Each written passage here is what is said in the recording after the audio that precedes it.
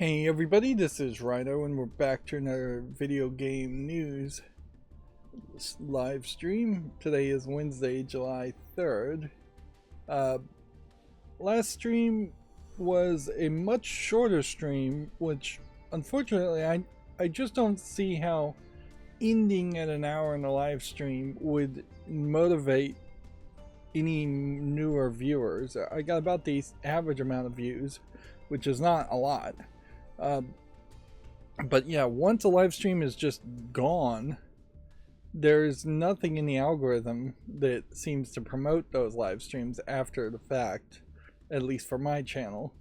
So yeah, it was not ever really going to be feasible that I would make the new standard be that I would have some way in which somehow I'd figure out how to rush to make hour-long videos, but it was an interesting experiment to just see what might occur on that. All that being said, I'm still in the middle of a medium emergency, and so I may get phone calls, and this is yet another stream that needs to be a little bit shorter. Inherently, I could just give up on YouTube well, there's a Freudian slip. I could give up on YouTube. Certainly that is the right suggestion for anybody who has any other option, like flipping burgers. Even if it's a possibility, is a better, more stable job than trying to be a YouTube content creator. But what I meant to say was I could give up on Yu-Gi-Oh now, and then that would save me certainly some time, which, yeah, I've already eliminated Yu-Gi-Oh from the title, which definitely did lose me a few views originally, but I think now that has been stabilized now. The problem is I'm still in this very mushy middle, where I shouldn't be, where I call this video game news, and then immediately I have this pre-show warm-up section that is oddly framed and out of place and just is not where I really should be. I can follow up on my experiment as far as multi-track audio to say that no, that does not work on YouTube. There is an argument to leave the settings as is, just in case I need to edit the videos before uploading them to YouTube, by having a track that is just my microphone and having a track that is just the video game sound. There would have been several videos that I have uploaded over my 10 plus years of uploading videos to YouTube that have had the audio balance messed up, and so there is a thought there certainly that I could have retroactively tried to fix that. I probably wouldn't have bothered with it, but it is at least something I could have done had I been multi-track recording always. Of course, that also inherently triples the amount of space that's being used for audio tracks in any upload, but in reality, it's really just a drop in the bucket. The audio portion of any video is at most 10% of the size of the video portion. So if you had, say, a 10 gigabyte video that you're uploading, which would be fairly big, adding another audio track really would only bring it up to be a 11 gigabyte video, and adding a third would only bring it up to 12. And in fact, if you did the entire 6 tracks, you're really only adding about 5 gigabytes to a 10 gigabyte file at most, and my numbers here may be actually very off. Like I'm making some very rough assumptions there.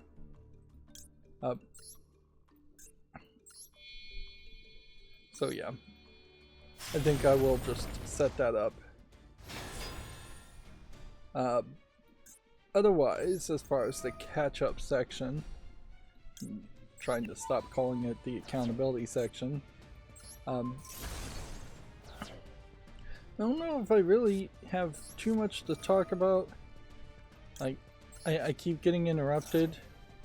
I did notice on my Steam Deck there's yet another project I want to kind of tweak and fix, but like I just don't really even get the.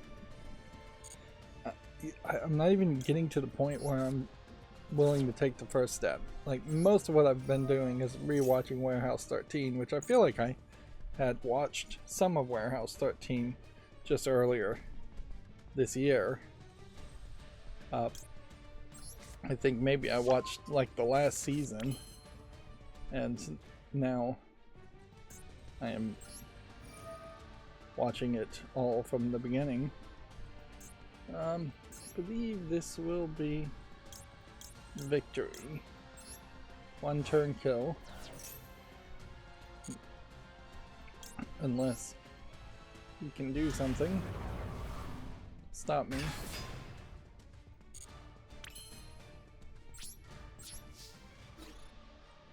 Now you get an extra bonus if you do over 5,000 damage, but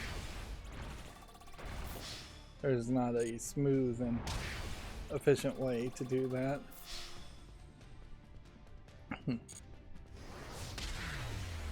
I guess I could have activated that spell just to get daily quest done.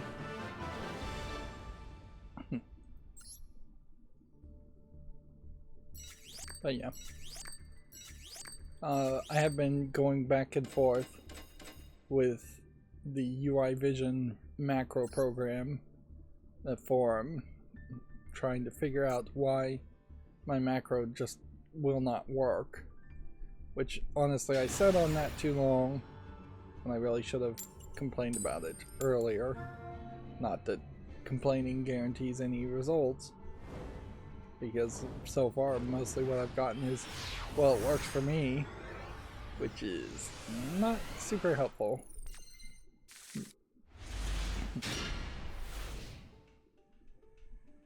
There is increasingly a need for some version of Linux for me to move my main computer over to, and that's going to be rough, and it's going to be very, very rough. I've just got a lot of programs, I've got a lot of projects that I never finished, and I might want to go back to, although increasingly I'm realizing that I'm just getting worse and worse in my old age about not getting anything done. It might very well be the point where I should try some Adderall or something like that just to stay focused. Yeah, and it's not like I've never finished a project before, but it is also very much the case that I've had a string of distractions, and in the past year in particular, where I've just run out of steam and I've just gotten less and less energy to do anything side project wise, and I'm also not really doing a great job as far as scheduling videos on YouTube either. Like, I wouldn't be surprised if I am not even airing something in both time slots at the moment.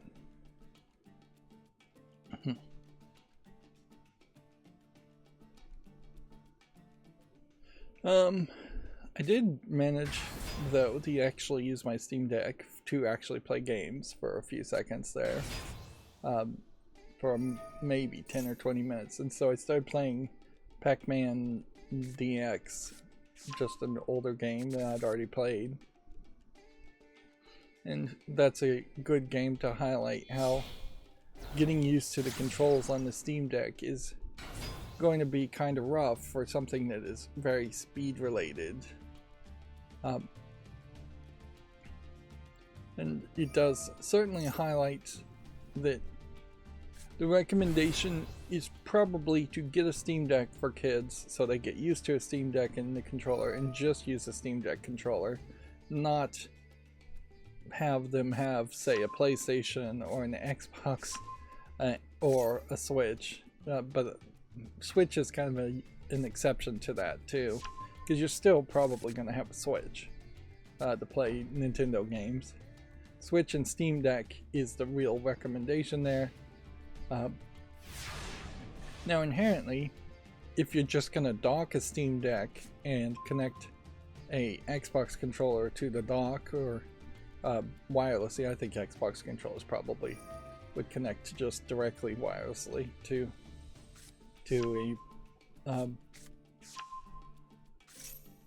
a Steam Deck, but I'm not 100% sure that that's the case. And I'm not sure if the Bluetooth connections would work on a PlayStation controller either. Those are things that definitely should work, but it is very much early days. And that's one of the things that's irritating too, is that there are several places where Valve has created places where you can put suggestions and comments, and they are completely empty as far as Valve employees.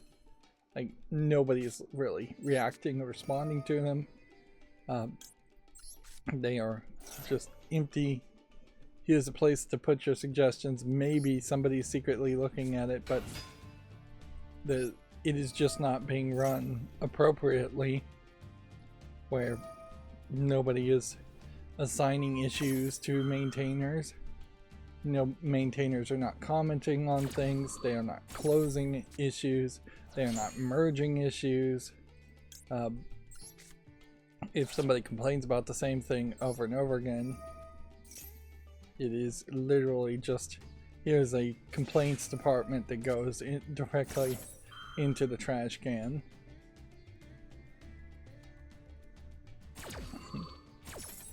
Meanwhile, they are updating SteamOS, but they're doing it seemingly based on their own desires and whims, and not based on any real desire or whim.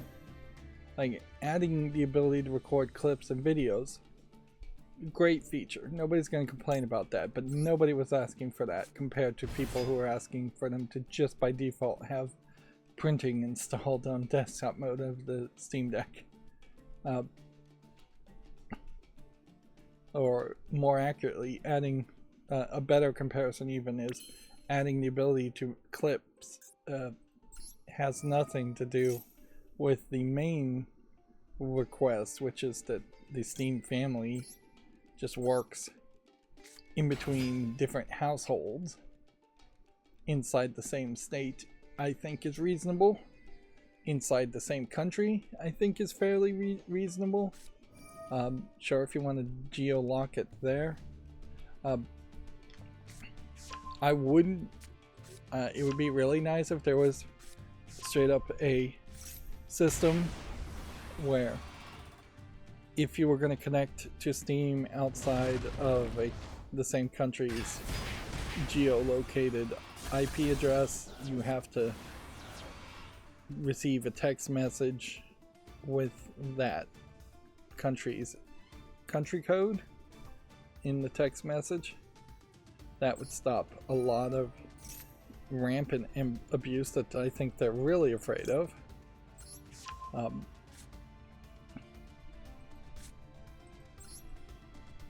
But yeah,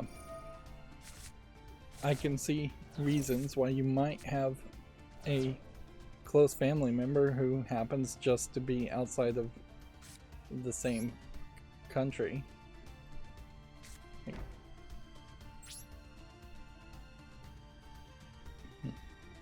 Particularly when you start to think of like Europe, it's very reasonable to think that somebody in France might go over to Germany and might live in Germany and then live half their time in Germany, live half their time in France.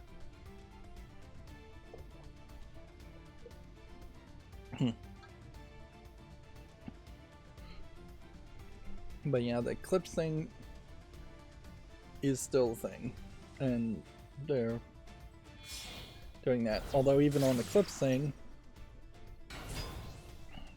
with the newest beta, I looked at it and set it up, and it does highlight that there's really a lot of space that I personally would have to commit to, or you're going to have to just do it based on the keys. I think the key to start recording and stop recording is the thing that most people should use, and the always recording concept probably should be abandoned or highly discouraged. But then also on the Steam Deck, to start recording, you are pressing Steam then A, and then to stop recording you're pressing Steam then A again, so it doesn't make a lot of sense that they should be the same hotkey.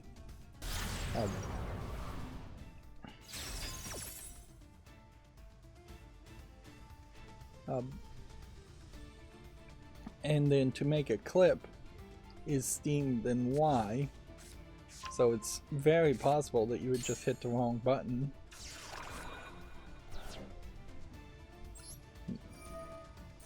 But then there is also an issue, certainly, of you really would have to know something was about to happen, unless there's a always recording of, say, a minute to 30 seconds that is always enabled. But yeah, at the highest possible setting, which is 24 megabits per second, setting it up to record up to 3 hours of footage per gameplay, I am asking my 512 gigabyte OLED Steam Deck to take about 30 gigabytes of space up just for recording. And effectively that is going to be a scratch disk, and it will reduce the life overall of your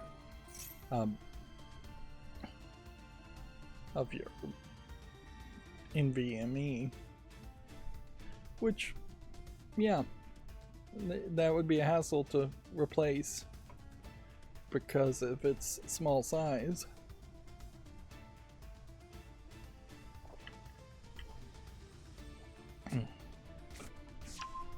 There's also no real mechanism to move things over via Steam, because Steam is definitely still thinking of the Steam Deck as a device that goes into the Steam big picture interface, or the equivalent of the big picture interface that the Steam Deck uses, the gaming mode.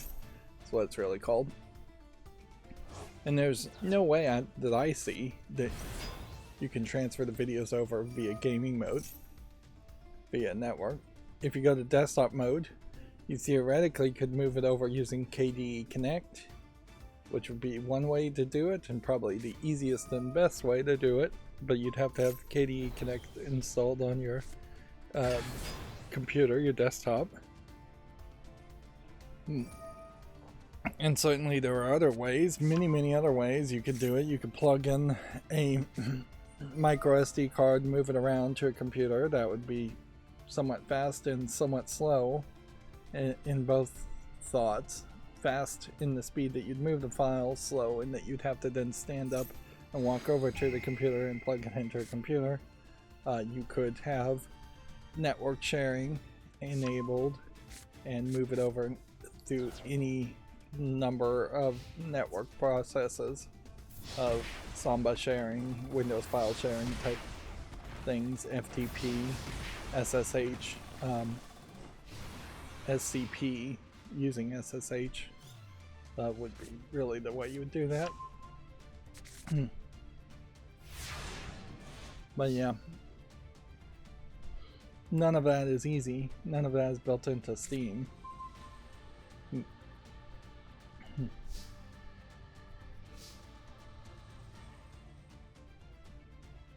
And then there is a question certainly to ask as far as what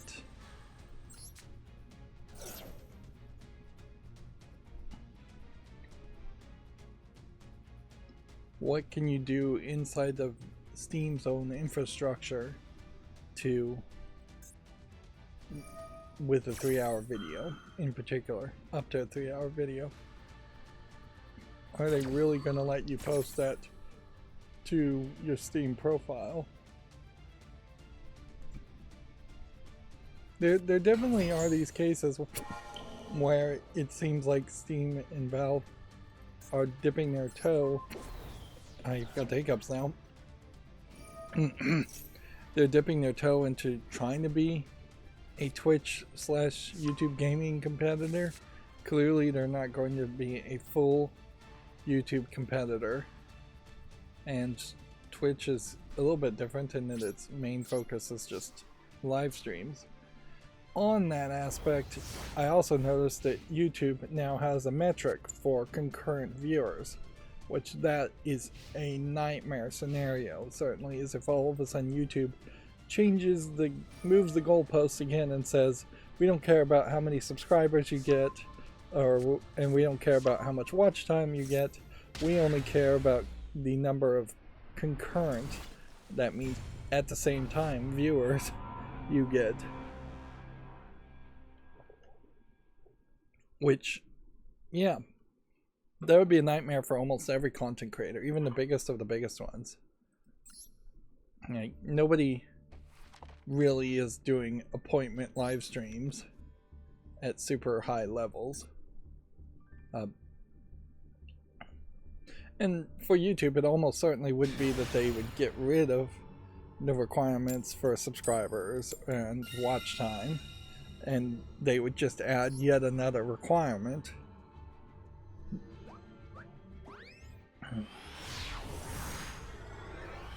Honestly, YouTubers would be best situated if YouTube was just forced to be separated, probably by the European Union, from Google.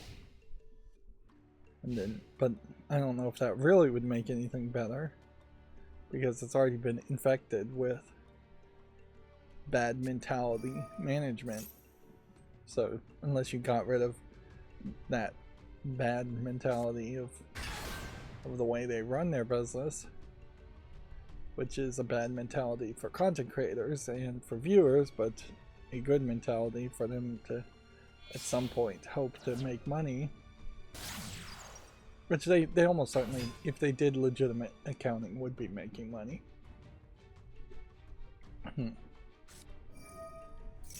But yeah, they'll have fake accounting that lets them claim they've never made a profit.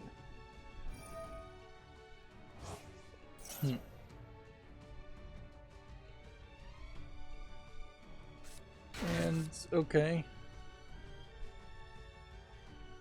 I guess that's probably about as much as I've got to say here.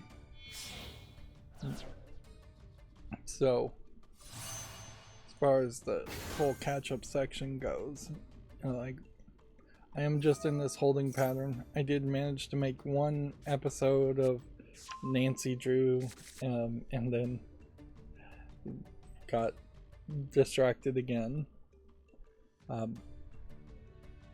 Yeah, and I just don't know how long this is going to last, but this potentially could last a long time. And I need to find a way to be more productive when I can be productive, and less just lazy watching live stream TV. Like, all of that, those bad habits of watching YouTube and watching live stream TV have always been a problem. Yes, there should be some downtime, but the downtime has severely overwhelmed the amount of productive time.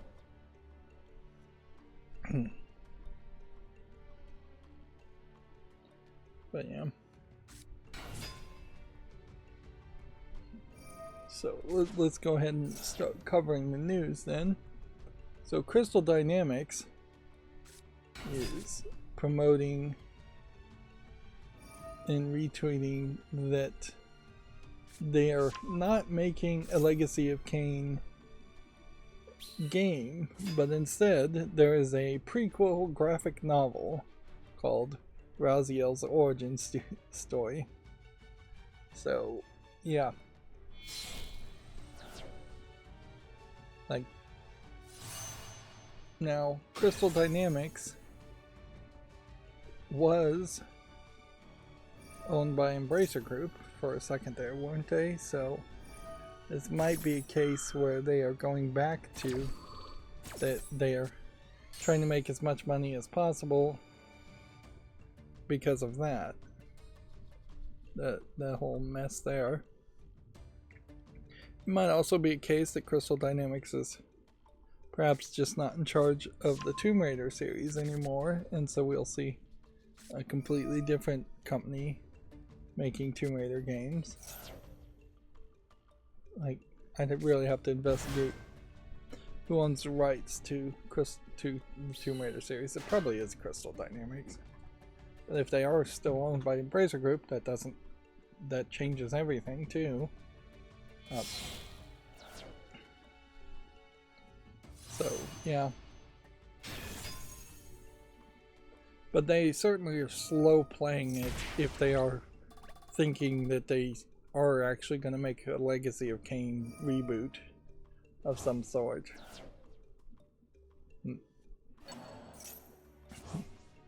And this may very well just be a desperate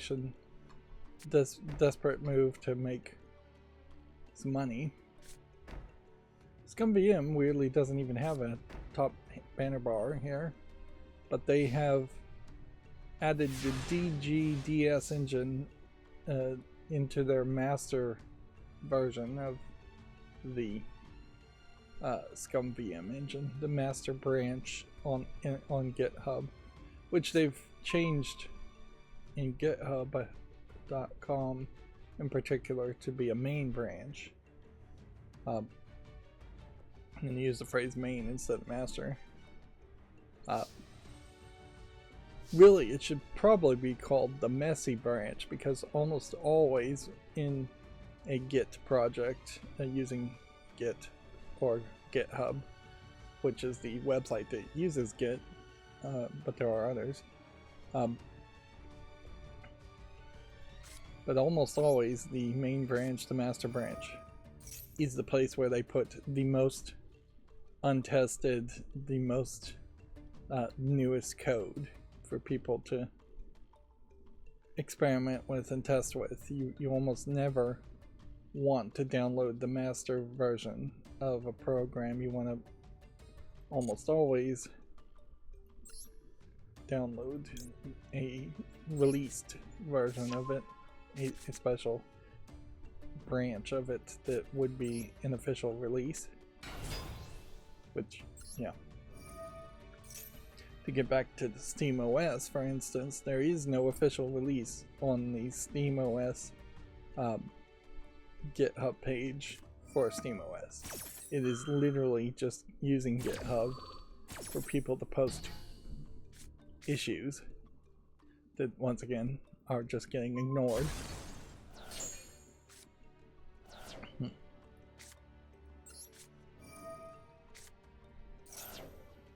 It probably speaks to the extremely low standards that bosses, CEOs, owners of companies are held to, in that gamers in particular hold Gabe Newell in high esteem just because Valve is a private company and they aren't doing anything too awful.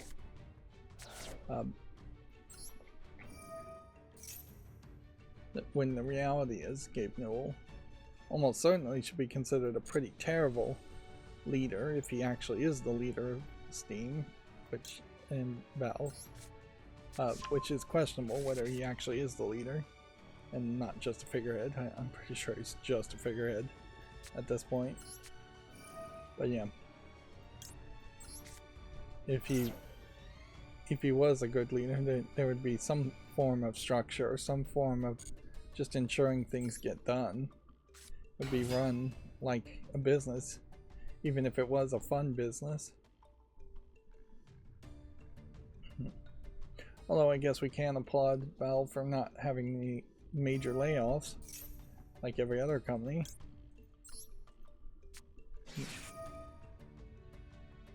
And even in indirect opposite comparison, Microsoft is not being run particularly well either, and it is run like a business.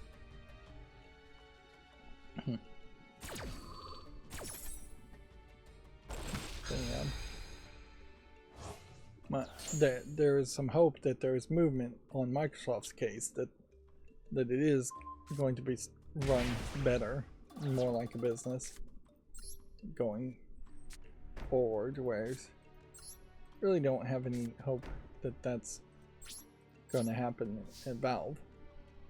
Anyways, this engine has been merged. This would, once it has been fully tested, mean that the next release is going to have a decent chance of playing Rise of the Dragon, Heart of China, The Adventures of Willy Beamish, and Space Quest 5 demo. And I would assume that these are Space Quest 5 demos, screenshots. But I also wouldn't be surprised if this is a different game than these other 3 screenshots. These all look to be the same. So, ScumVM engine is continuing to find ways to add more games that supports, despite the fact that they have long since surpassed just being a VM emulator, or a Scum game emulator. It's been probably at least a couple years since every single Scum game that was ever released is supported, I think, in nearly perfect ways. TubeBuddy, I still follow them for some reason, retweeted this other person who said, "YouTube won't stop forcing shorts down my throat, really? I publish at least 3 shorts per week covering DaVinci Resolve. All have excellent viewer engagement, but I have only been publishing long-form Resolve content every now and then. Here's what happens when a viewer's..." and ... Anyway, so he gets this message, which frankly looks like a direct text message, asking if he's still making content, because the last time he made a long-form video was 2 months ago. Inherently, this person, I think, is not accounting, whether intentionally or just unaware of it, for the probably growingly large number of people that have just installed mods, to ad blockers, mods, whatever you would call them, to not show shorts at all. Meanwhile, the vast majority of people who wouldn't have installed mods probably are getting shorts shoved down their throat. I would also say he is probably not accounting for the fact that even if shorts are being shoved down the throat of viewers on YouTube, which I think they are, that doesn't inherently mean your shorts that you're creating are getting shoved down the throat of YouTuber videos. If I was to look at the shorts feed on my YouTube page, let's see. I will just see if I can even do it. Nope, I can't, because it'll just start playing audio immediately. But yeah, even that half second, it just immediately plays a video, and all you can do is swipe past it. So there's really no way to filter your shorts or curate your shorts at all. And I think that's inherently what YouTube wants, is they want yet another way in which they can control what you're watching, whether they're claiming to try and improve on that or not. They still want control. They may just be getting better about actually showing you things you're interested in. And I can certainly once again speak to my experience as far as making YouTube shorts. It has worked very well for me in that I have created a system that automates the process of making YouTube shorts to the point where I'm not spending much time on it at all. I can't really say zero, because part of the process of making shorts is curating the games during these live streams, but yeah. If I was to say these 3 live streams per week that are about 3 hours long, if I was to say all of that was just for making shorts, then I would say I was spending 9 hours to probably make 75 shorts a week. That is not bad as far as content. It's not great content, certainly. It's automated. People do sometimes react to it and do enjoy it. I am getting increasing numbers of game creators thanking me for highlighting their game on it. The only slight negative is just the people asking if the game is going to be free, which I need to try and label things better so it doesn't do that. Because yeah, people just assume games are going to be free when the real assumption should be no, it's not going to be free.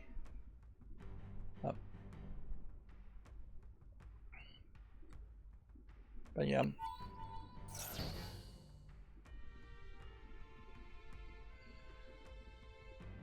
YouTube Shorts have worked very well to gain me other views in other ways, but the goalpost of getting 90 million views is insanely high before you can be monetized on Shorts.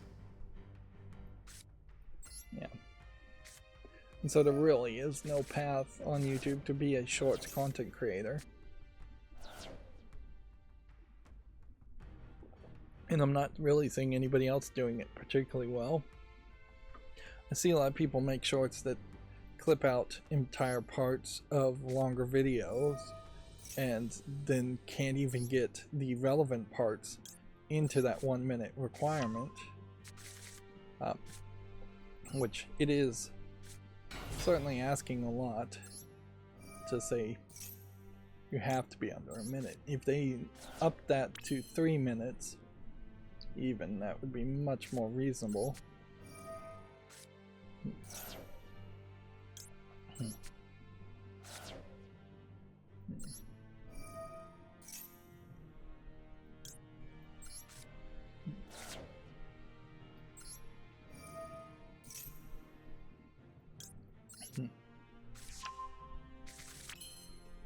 And yeah, it's still worth pointing out that I haven't thought of anything else I could do with clips or shorts with my content. It's definitely not integrating into any of the pre-recorded footage, and the pre-recorded footage is definitely just being screwed over by everything else on YouTube. Nobody is watching any of the pre-recorded footage. I am perhaps getting a little bit of success with Disney's Epic Mickey 2. I got lucky on the timing on that one. There still is a high number of my pre-recorded footage is successful when I'm playing more kid-friendly games, of which there's only so many of those.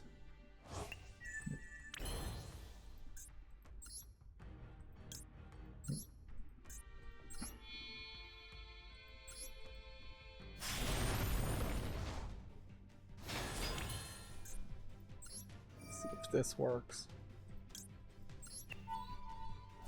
Let's Still taking too long to do all of this.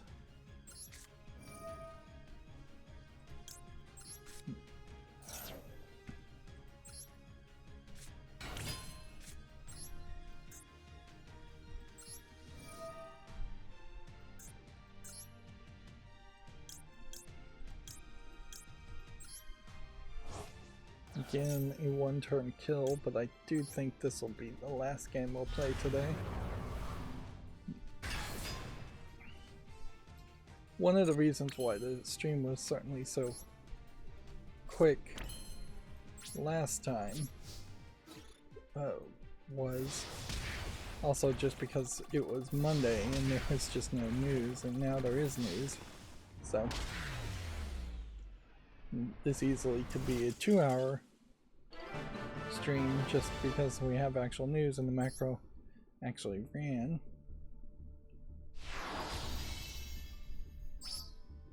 Meanwhile, we're making progress in the ranked, and yeah, there are 11 hours before this even resets. I do think you want to be careful to make sure you get and receive all, because I'm not 100% sure you get it unless you click the receive all button.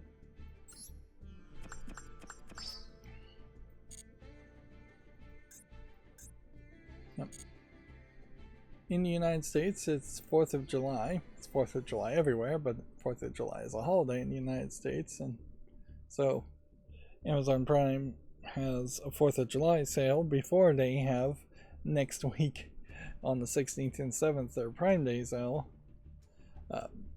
Which, yeah, with this medium emergency, I've been sitting around doing nothing, which has brought me to doing a lot more checking of sales and trying to find things on sales. There's perhaps almost certainly a small amount of anxiety shopping going on there, but I'm trying my best to only buy things that actually are on sale and that I actually needed. One thing I've been considering is buying the SwitchBot S10 robot vacuum mop, which, even though it says it has a $400 coupon, would still be like a $600 robot vacuum. But if it is as good as everybody seems to say it is, it makes a lot of sense, and it is addressing one thing that just none of the other robot vacuum mops are addressing, in that you still have to refill and empty tanks, water tanks, clean water and dirty water tanks for any other robot vacuum.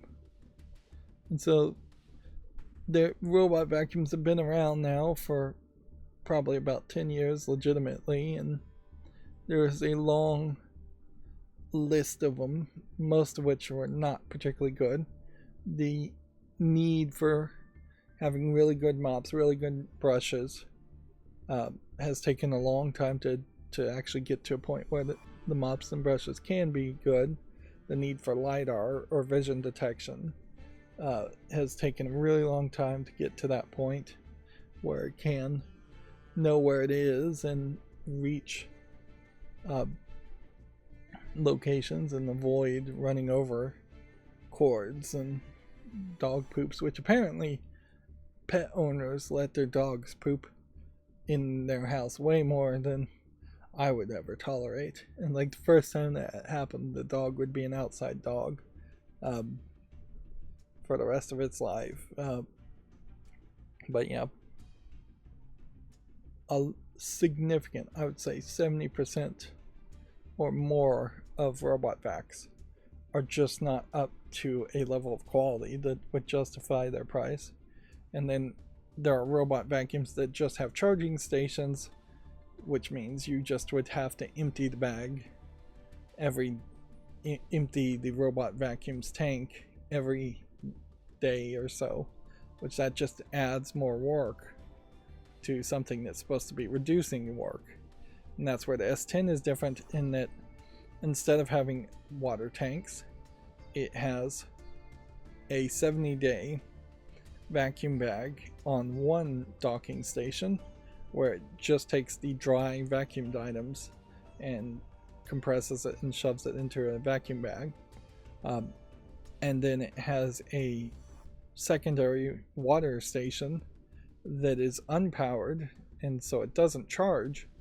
And in the water station, it sucks in new water from a plumbed in line, and ejects the dirty water out through a drained sewer line.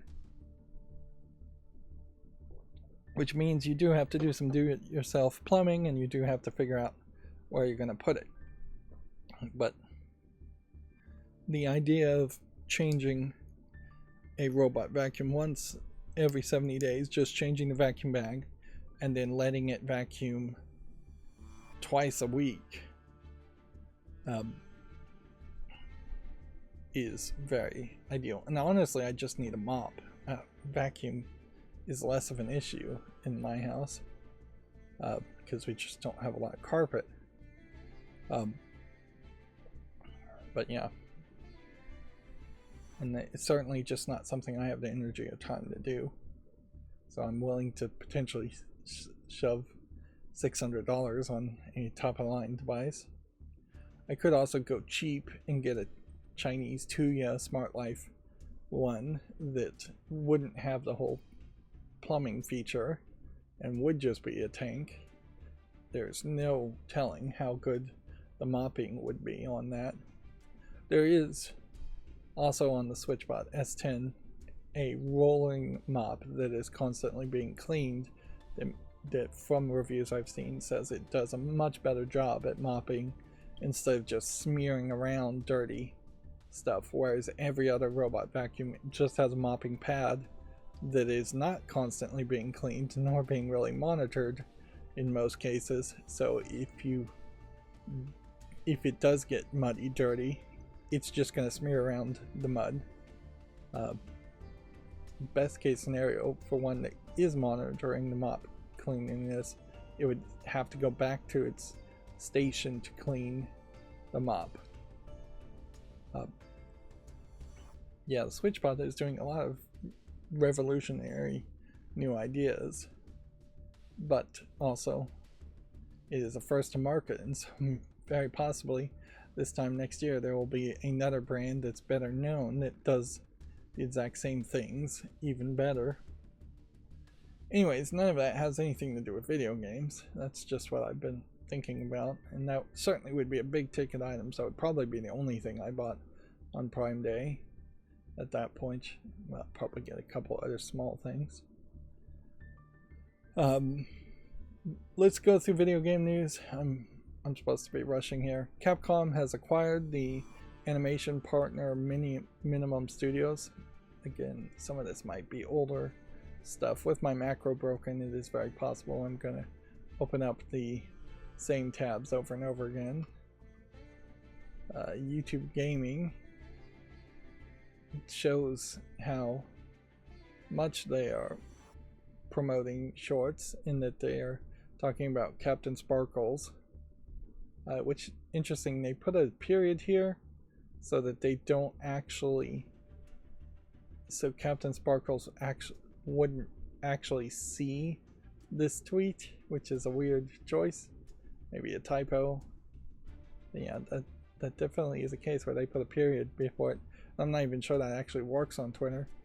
But yeah, they're promoting Captain Sparkles and iJustine and SunP, Minecraft content creators, or at least formerly Minecraft content creators, because Captain Sparkles, at least for his main channel, has said he's not going to make Minecraft content anymore on his main channel. He's just playing Minecraft whenever he wants it on the second channel. Yeah, they are definitely just promoting shorts.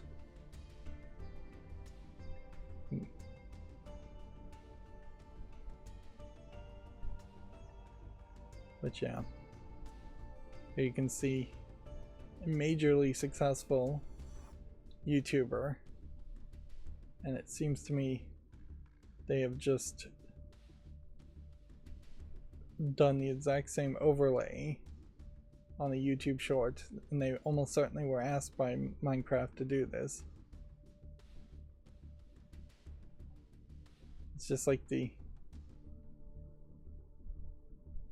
exact same overlay. Maybe they've randomized it a little bit as far as the locations. Or maybe somebody actually has made a mini game here to do it over the screen.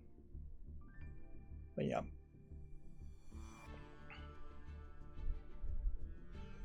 I guess they've been talking about Minecraft recently.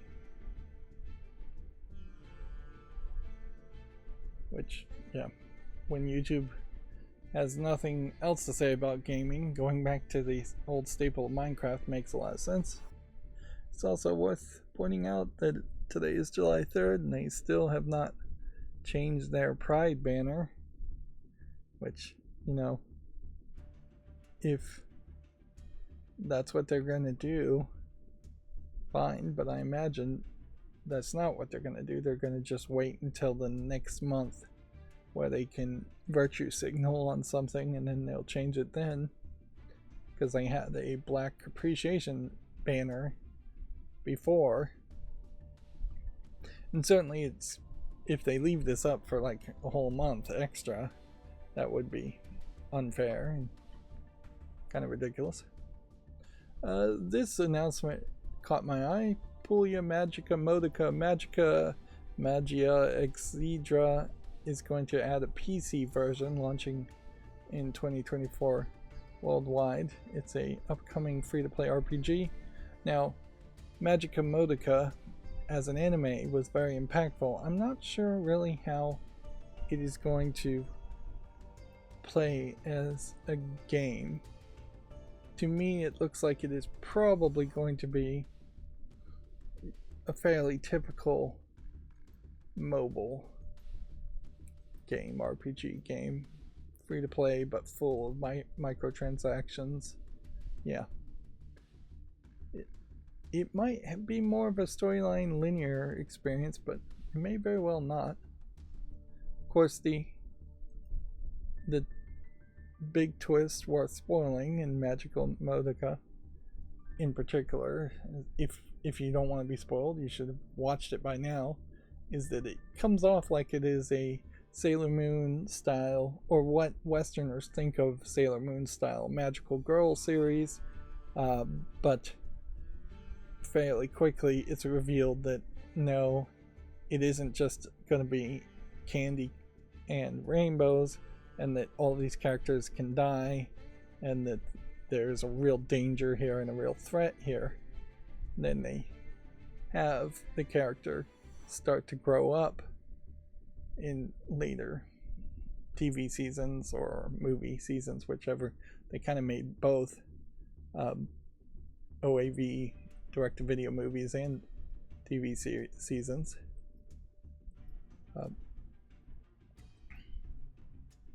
But yeah,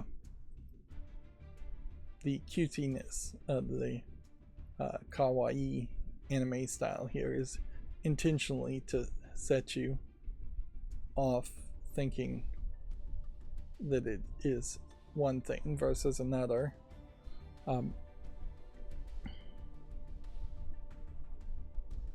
Which, yeah, inherently, the West has never been able to understand when those kinds of switches happen. Like, perhaps nowadays when you have like diabolical animations based on this is not going to play at all, is it? Based on the Boys comic and the Boys live action TV show, it is more acceptable. But certainly back in the 60s and 70s when you had like Fritz the Cat, people didn't really understand that, a lot of that. Yeah, none of this is gonna play. Wonder if my Firefox browser is just getting worse and worse.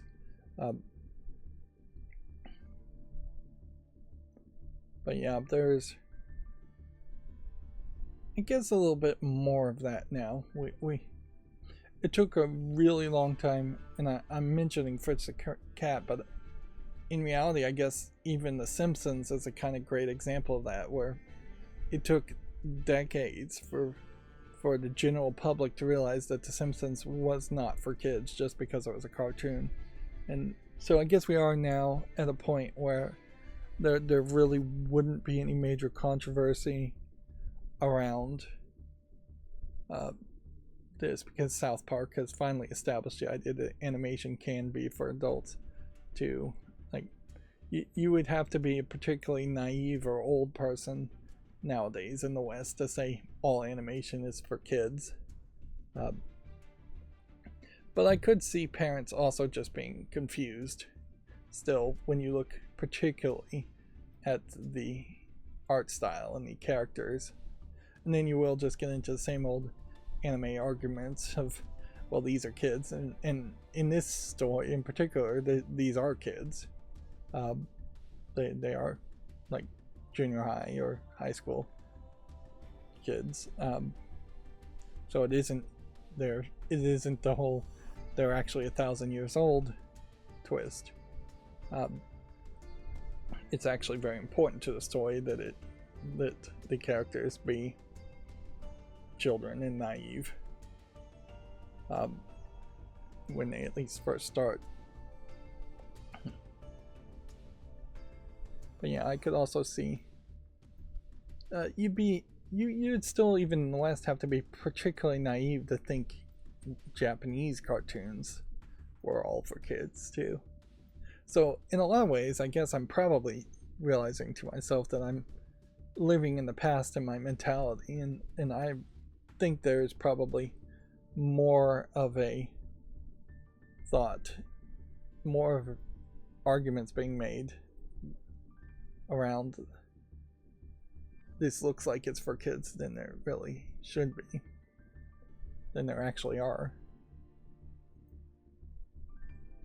From these screenshots, it's hard to really tell anything. A lot of these are just going to be like load screens or cutscenes. Now I do see an auto button here, which makes this game potentially playable for me, so I could see playing this on my phone. And it's interesting, you can just download the screenshots. So there's no pretense of you can't download them if you don't want them, if the companies wanted to stop that. But yeah, there's not a lot here telling me how this game really would play.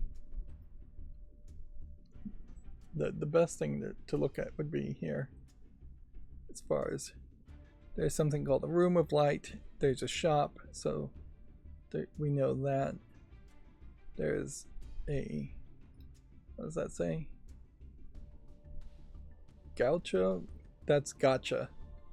Yeah, so a shop and a gotcha section, which is also buying, and then a party button, and then a storyline quest, and a union button, which I assume means union is probably guilds or teams, or maybe merging characters together to make them stronger. And then player match indicates player versus player. And then settings are hidden behind here, reward buttons, and probably a lore buttons and a messaging system, and a plus button. And it looks like a stamina system, which that can be fairly annoying too. The stamina systems never get removed from games, even when there is enough content here. And the plus button almost certainly is directing you to purchase more stamina with real world money. The gacha is almost certainly going to push you towards purchasing more characters with real world money. And the shop is almost certainly going to push you towards purchasing items to strengthen your characters with real world money. Now there almost certainly will be a free-to-play secondary currency that you can grind out. Otherwise it would just be you get a certain amount of stamina per day. But if you only got stamina and never could get any more characters, that would be a bad design on a game. Inherently, there is a case here where Aniplex, as the publisher, will just never be happy with any small amount of content.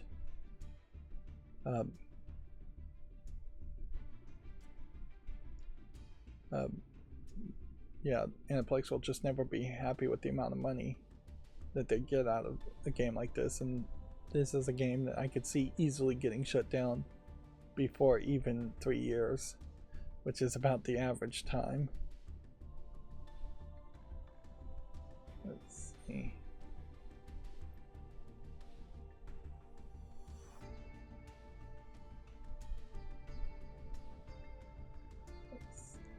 Here, spam bot banned on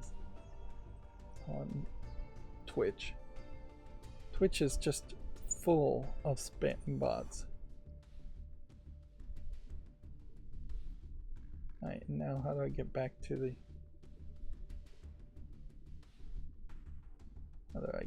chat?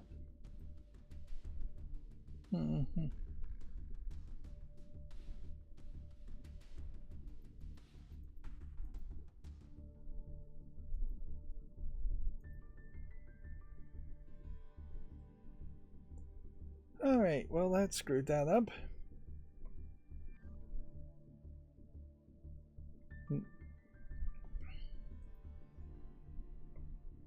Anyways, yeah. And that is the maximum amount of engagement I also want to point out that I have had with Twitch chat is literally just people with spam bots trying to get me to pay to make Twitch succeed more, which that won't really work and certainly wouldn't lead you to making any money. Yeah.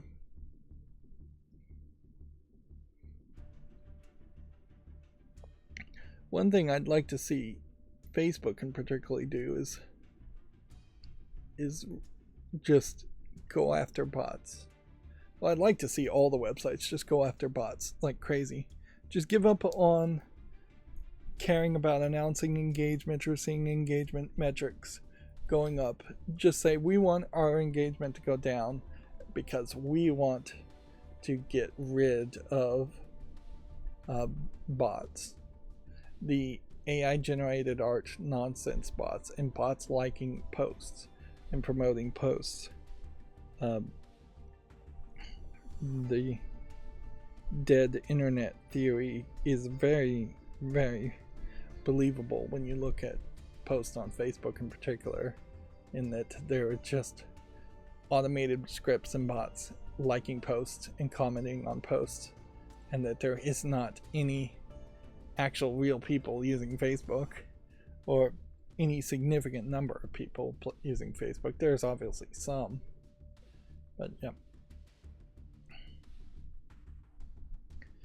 Reddit apparently is doing its part against bots, I will say, in that they banned the Destiny Child video mobile game, which has been shut down from ShiftUp's first game. They banned the subreddit around that for being unmoderated, which, yeah, I don't know if that is really what they should have done. They probably should have archived it so you could actually go back and look at old posts instead of just completely banning it and assumingly deleting all the content that was there.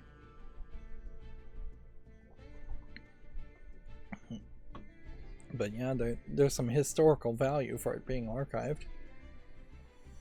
Anyways, I keep getting distracted today, obviously not that awake. The Resident Evil 7 director Koshi Nakanishi is going to direct Resident Evil 9. The idea for the game feels substantial. The director teased. Yeah, I would assume that means that Resident Evil 9 is going to be in the same direction and feeling as Resident Evil 7. Resident Evil 8 doesn't go too far afield from Resident Evil 7's direction, other than it is perhaps more inspired by being in a village, since it's called Resident Evil Village, and Resident Evil 4. But yeah, we haven't had any just completely goofy one-off Resident Evil games in a while. Like, we haven't had a Resident Evil 6 or 5 since 6. So that they do seem like they're on track. Although it also kind of feels like it is very much a case where instead of just taking a little bit longer to make a Resident Evil game, they should, and letting one team be the leadership to tell their story for 2-3 games in a row. They are alternating teams and letting different people make different games, which for the Resident Evil series in particular that works, but it feels very odd compared to what you normally would expect in a game series. Honestly, it really should just have been a case that the maker of Resident Evil 7 was allowed to make Resident Evil 8, and then somebody else would make 9 and 10 and just 2 games, no more trilogies.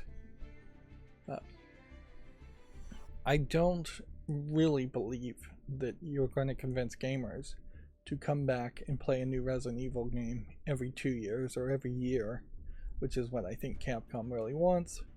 And Capcom has actually succeeded at that by releasing a bunch of the old games being remade.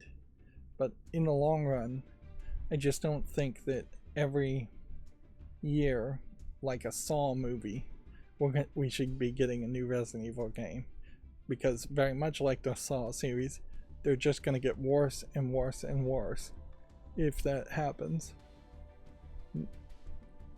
And, you know, there's not a lot of substance for an annualized series of any game, but particularly the Resident Evil series. You just can't do that. If anything, it would just make a lot more sense to flip the maps, add new monsters, add DLC every year to a Resident Evil game, which they're doing that also. But if there was a significant DLC, that would probably make more sense. Of course, DLC doesn't sell as well as a brand new numbered title game. And there is perhaps an argument that they could separate out the content in Resident Evil, because like Resident Evil 7 in particular has a whole back third act of the game that nobody really talks about at all. So had that content been held off, that people still probably would have loved the game.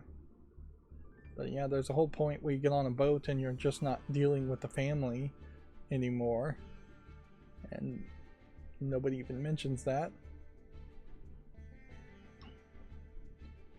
And let's see, Evercade has announced a Atari and Technos edition of Super Pocket handhelds, which it is really ridiculous that there are still companies making these things.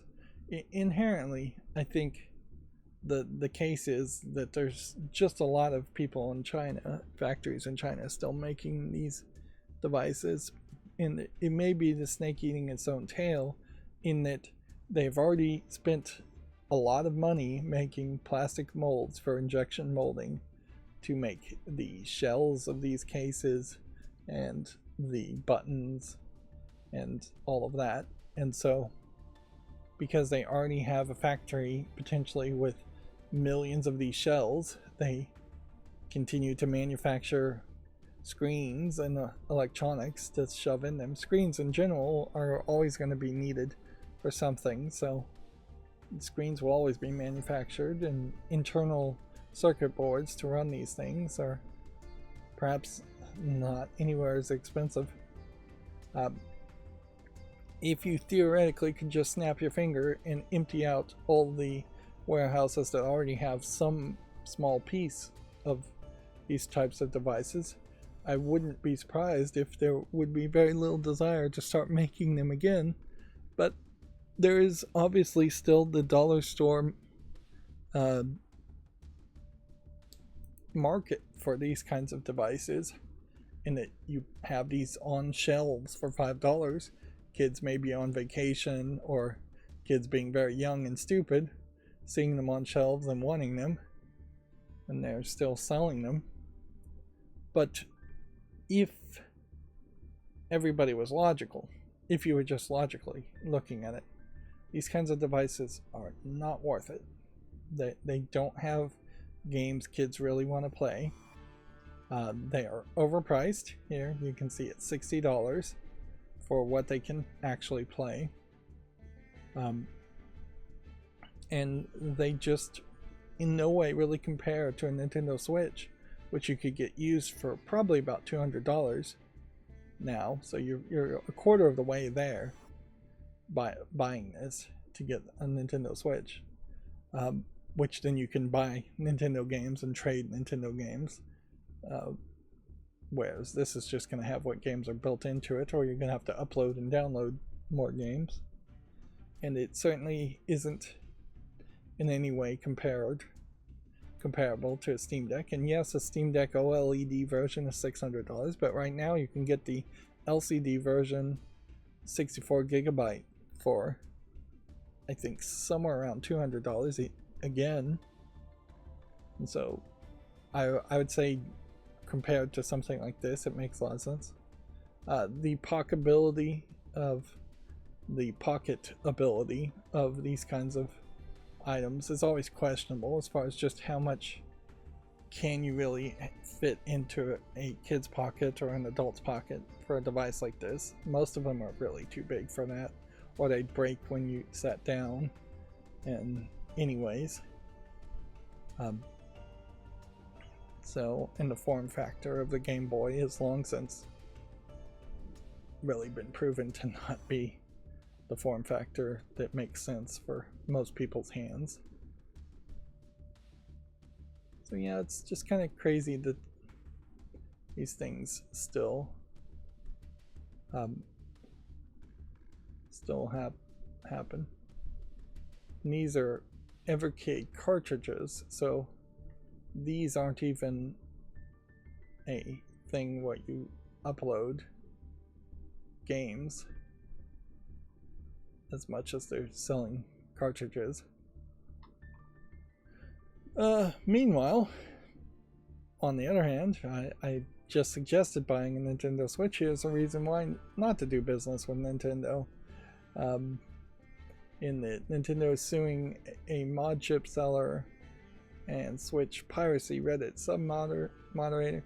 Now, I think some of this might be inaccurately being reported by Video Games Chronicle, because I think, if this is the story I'm thinking about, were suing the maker of the MiG switches. Yeah. Which even Linus Tech Tips made a video talking about the MiG switch. It is just a piece of hardware that emulates the game. So you take a game image, whether you pirated that game image or whether you found a way to make an official backup of your own games, is going to be up to you. And inherently there's unique licenses for the games, so you really do, on the MiG switch's case, need to make legitimate backups of the games you own if you were going to put it on the MiG switch. And then it lets you switch between the different game images. and so you wouldn't have to switch out or carry as many of the cartridges with you. To my understanding, that's all the MIG switch really does, is it just gets rid of the hassle of carrying around a bunch of Nintendo cartridges. Now, they can call that enabling piracy in the sense that electricity powers computers, and computers could potentially enable piracy, but that's really not how the MIG switch seemed to be selling itself. And they're going after a moderator for r/switch pirates,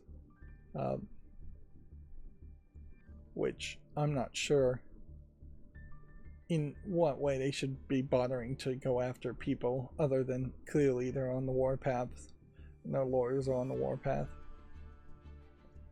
Inherently, lots of people have made arguments that lawyers are evil people.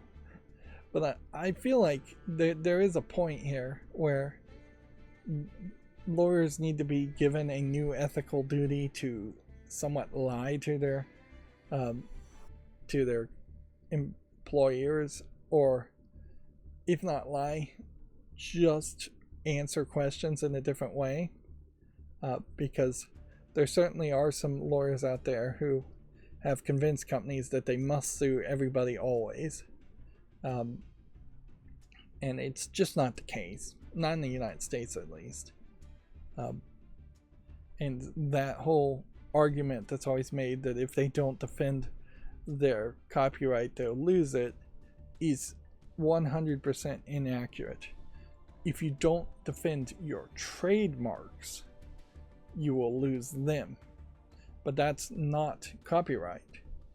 You can absolutely choose not to sue people who violate your copyright, and you still would have a copyright that is just as protected as it always was. Now, trademarks in the case of Nintendo would be the Nintendo logo and the word Nintendo. And they have never brought, to my knowledge, a trademark case against anybody that's been reported on. So yeah, once again, Nintendo is being a jerk, and you can really just yeah.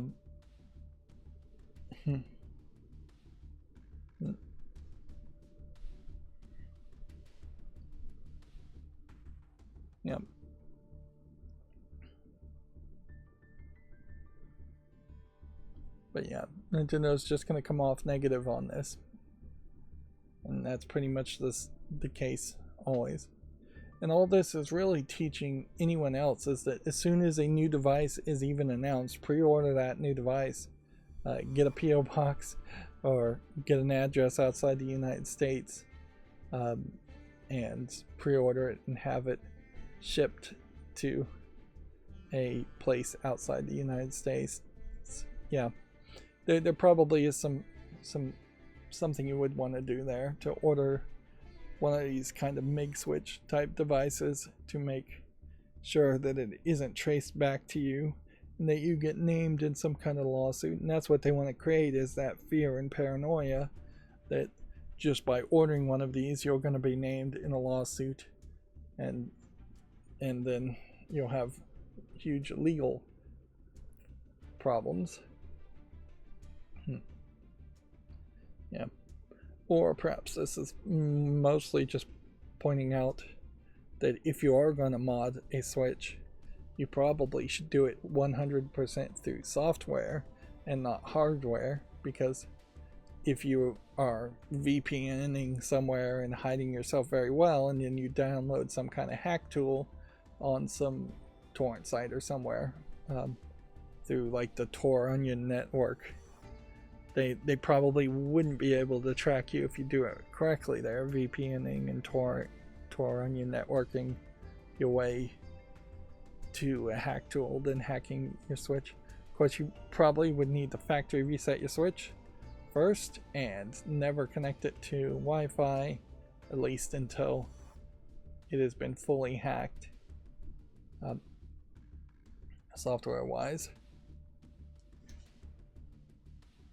And after it's been fully hacked, you probably still don't want it to connect to the internet, which is probably a big loss, but not that big of a loss because Nintendo has never really done a great job of integrating online play into its games. Anyways, I'm rambling. Let's move on. Nintendo of America specifically has reset its Switch Online free trial offer.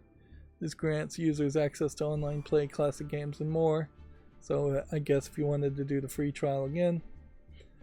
Now, one could speculate here that maybe that means that the Nintendo Switch Online on its basic level may just be included with the next Nintendo console. Of course, you could also speculate the exact opposite and say maybe Switch Online features will just not even work on the next Nintendo console. At a certain level, it definitely should be that there is just a basic amount of services that come with the next Switch. Online play in particular should never have been hidden behind an extra fee.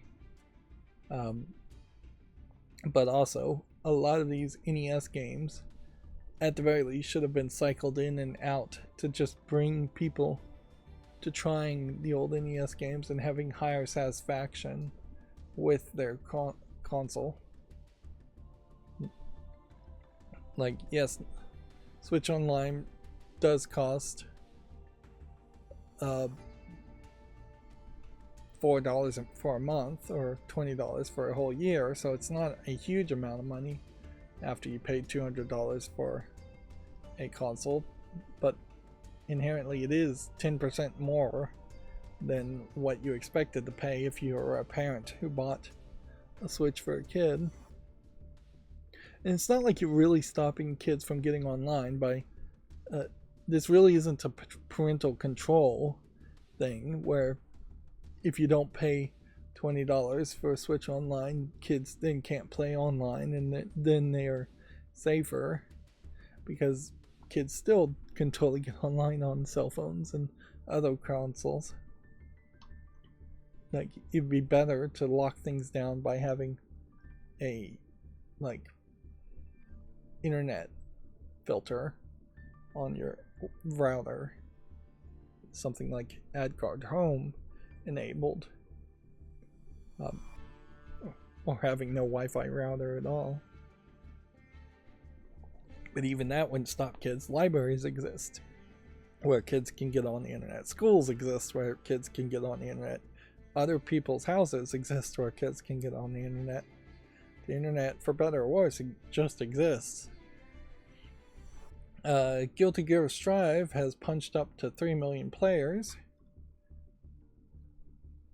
Why are these reloading, I wonder? Dutch publisher Mystic Forge has netted 2 million euros to help indies get to market.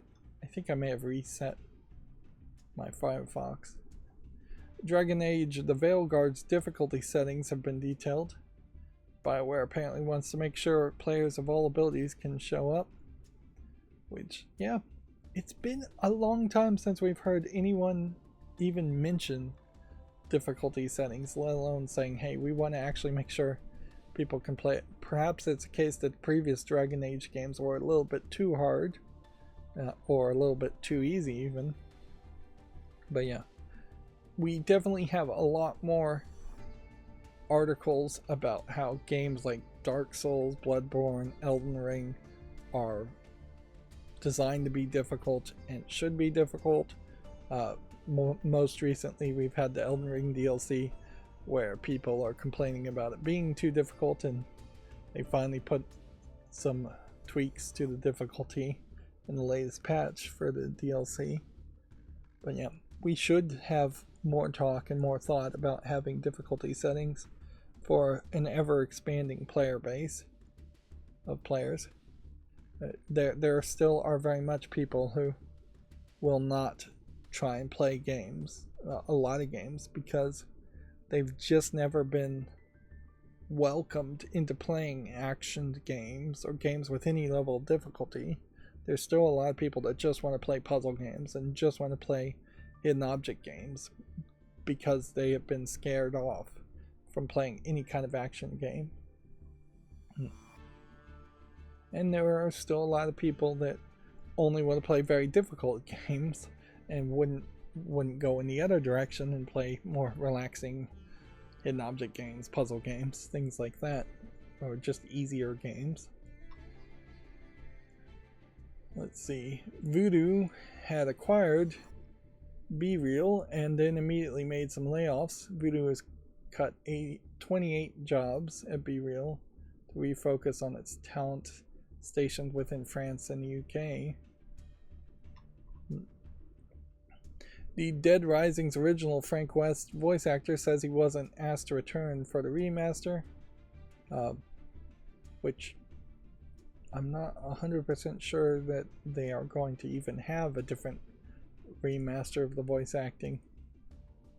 They have pretty well, I think, confirmed that this remaster is not a remake in any way, and that it is almost certainly going to be the exact same game, perhaps running on a better engine, but perhaps not, with just different textures. It may be very much a 100% visual change, and I'm not sure it's even going to be much of a better visual change. One question certainly to ask, since the visuals are being changed, there was a small censorship controversy that came like basically years after this game came out, in that you can find t-shirts that wear in the game, and two of the t-shirts just had something offensive on them. I think one of them was actually just a naked woman on the t-shirt, but the game was so low res originally nobody could really see it, and so they censored it out on at least the PlayStation version, I think. And then the other one may have had a copyright trademark or something on it, or maybe an offensive word on it. Again, just at such a low resolution nobody would have even been able to see it. Which we are, I guess at this point, hitting the point where if games get remastered, elements are now going to be visible which once weren't visible. We've had the same issue with movies where a lot of times nude scenes were shot in such a way that the genitalia in a sex scene or a nude scene would be hidden in shadow. Well, as they remaster and rebalance the brightness, and a lot of times they're doing that automatically without actually having a human looking at the rebalancing of the colors and brightness, a lot of the nudity scenes all of a sudden are less hidden in shadow and just full on out there, which some might say that's a good thing, but certainly some people might, the actors might feel a little bit upset about that too.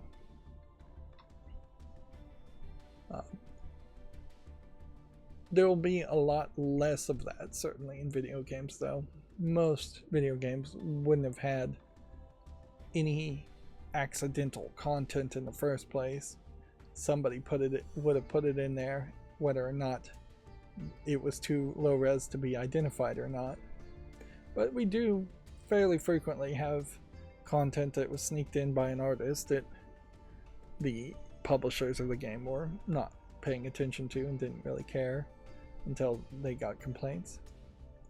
EA is sunsetting 3 Battlefield titles on the Xbox 360 and PS3, which, yeah, 360 and PS3 are definitely going to quickly not have anything that is actually still playable online on those consoles. They are 2-3 generation old consoles at this point.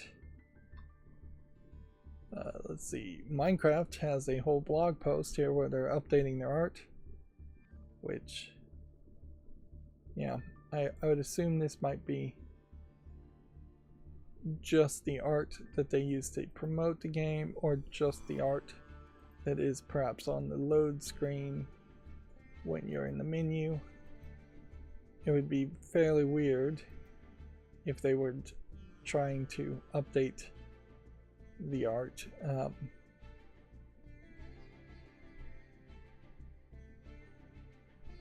As far as the textures in game, and you could always change the textures back in Minecraft unless they took away that feature. There are several new things that have been added to Minecraft that weren't originally there, and if you're talking really original Minecraft, Steve was the only real player, and then I don't even know her name, and I'm not even sure that this is a selectable character to begin with. The characters are very much focused on making your own custom characters, but yeah, this blue thing is relatively recent. Bees are relatively recent. These trees are relatively recent.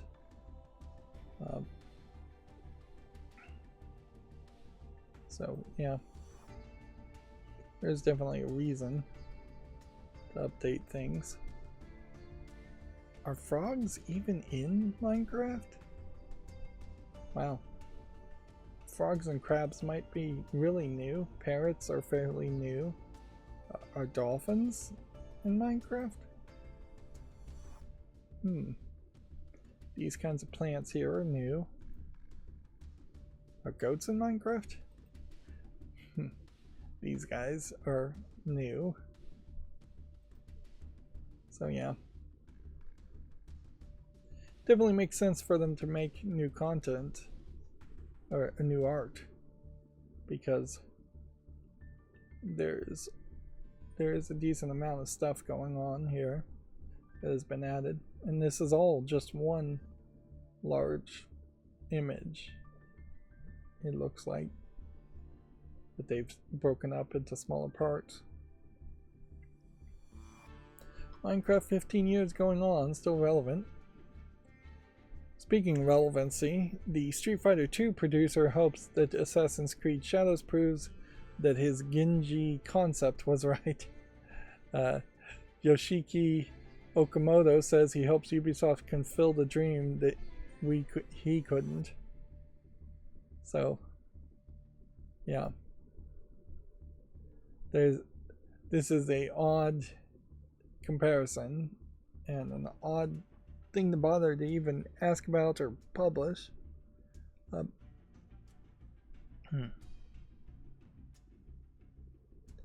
Yeah, he made this title Genji Dawn of the Samurai, which maybe is supposed to be the same character, the same historical character, or maybe he's just making a very odd comparison. In fairness, his comparison may not be the worst comparison ever, in that there really haven't been any major successful samurai video games. Considering how many video games are made from Japanese companies, there might have been a few that were Japanese only, but particularly in the West, there just hasn't been a lot of that. Perhaps that's because samurai have too much history associated with them, so making a video game is kind of difficult without breaking the history. Perhaps it's because samurai have too much armor on them and they move a little slow and clunky for a video game. Perhaps it's because samurai stories are more political when you look at samurai movies than video games really would be. There's a lot of reasons, frankly, and I'm not sure which one is the real reason. It's probably a combination of many things. There really should have been samurai games, but nope, we haven't really seen any. It is crazy that there have been way more Assassins games, as people are way less familiar with Assassins, or were before the Assassin's Creed game in particular, than they would have been with Samurais. That might also be the problem, though, is that there might have been too many good spaghetti western samurai films that were already released in the West. And so the comparison to a video game would have been very negative if you made a video game in the 90s based on samurais compared to the samurai movies that had already been made. It's also worth pointing out that a lot of the original Star Wars movie was stolen from samurai movies, so Jedi effectively replaced samurai in the hearts and minds of a large amount of Westerners.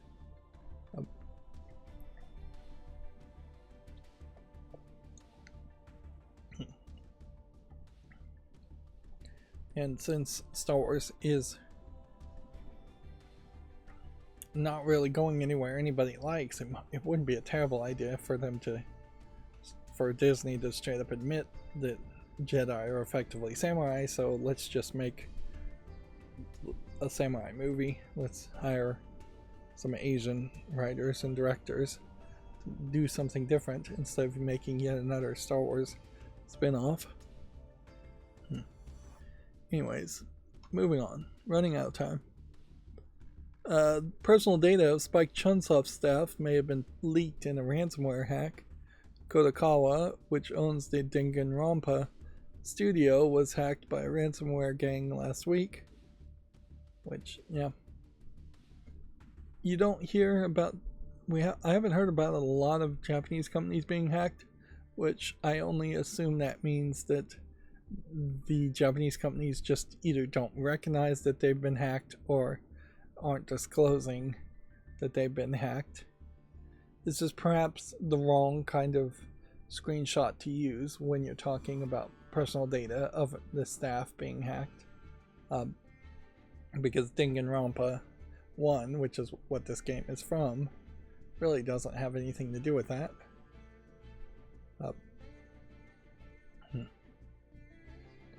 But yeah, and then Pikachu. Apparently Spike Chunsoft made the Mystery Dungeon series. Yeah, this is a great example of Video Games Chronicle just being desperate to have a screenshot and an image in every article when this calls for no images or a generic image at least. You certainly, as a video game website, probably should be paying for the license of some stock images, and it almost certainly would be easy enough to find a stock image of somebody being hacked or a hacker or security threat, something like that.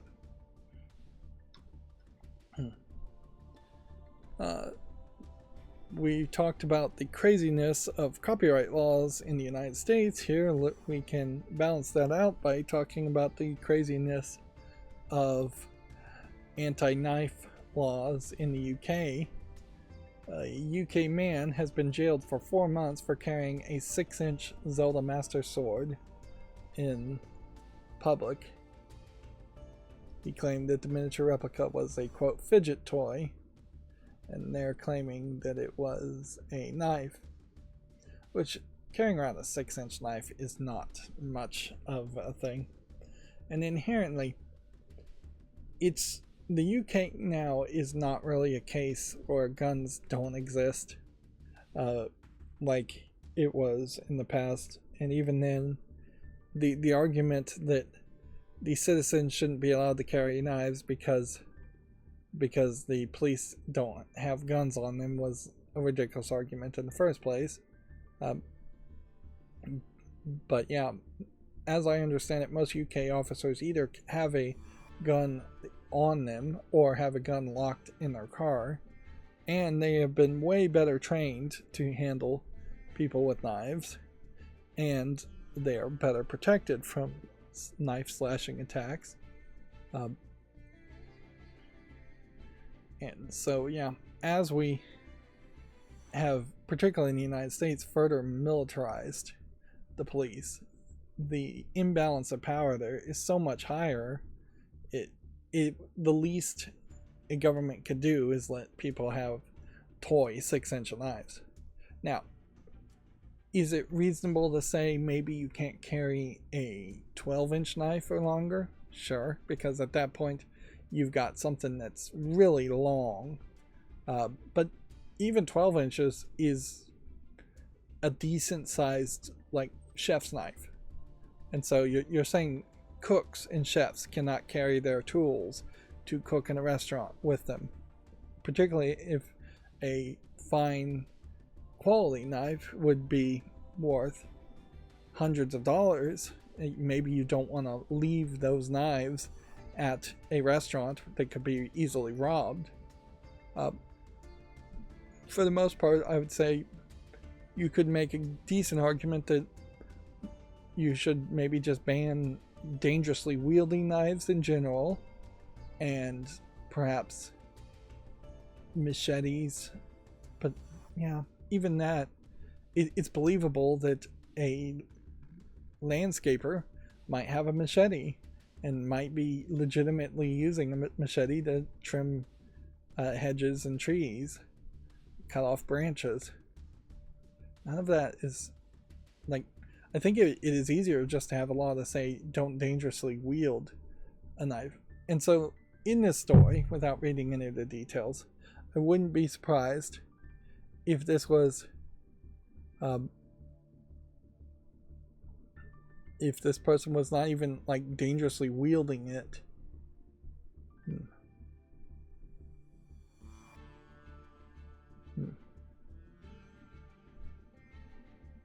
Yeah, it says in the UK it's illegal to carry most knives or any weapons in public without good reason, with the main exception being folding pocket knives with blades no longer than 3 inches, which is not practical in most cases. A 3-inch knife would struggle to even open a box.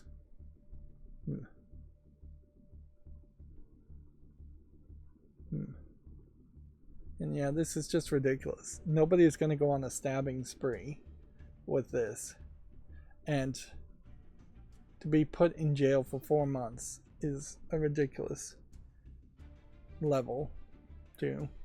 48-year-old adult can't have a fidget toy letter opener effectively in the UK. And yeah,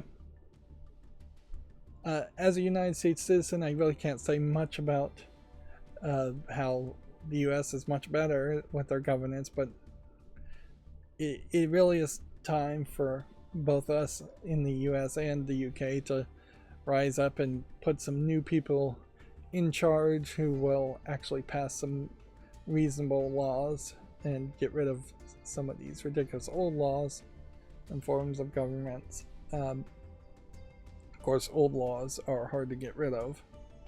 This is definitely one that should see the way of the dodo. And yes, I am fully aware that in the UK there's a lot of people who, I'll just call them people, who have done knife attacks and do want to do knife attacks.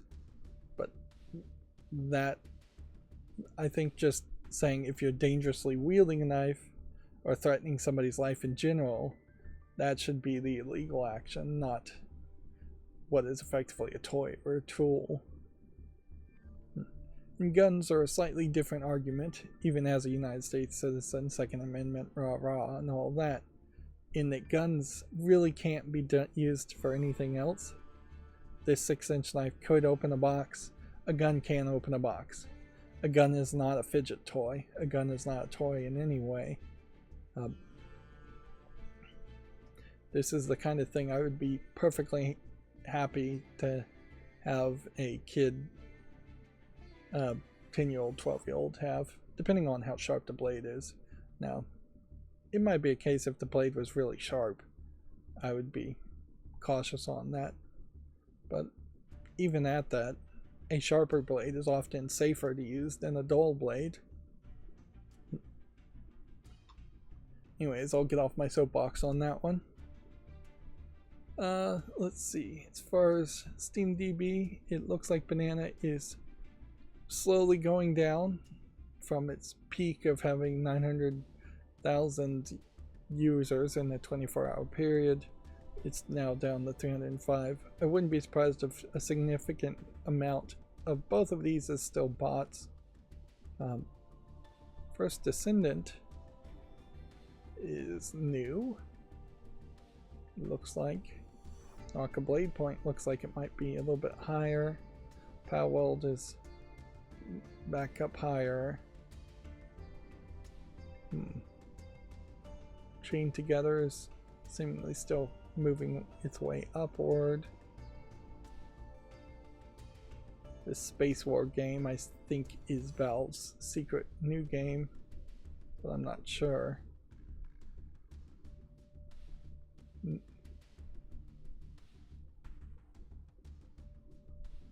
Yeah. No, I should just click on it and see what it says on the store page.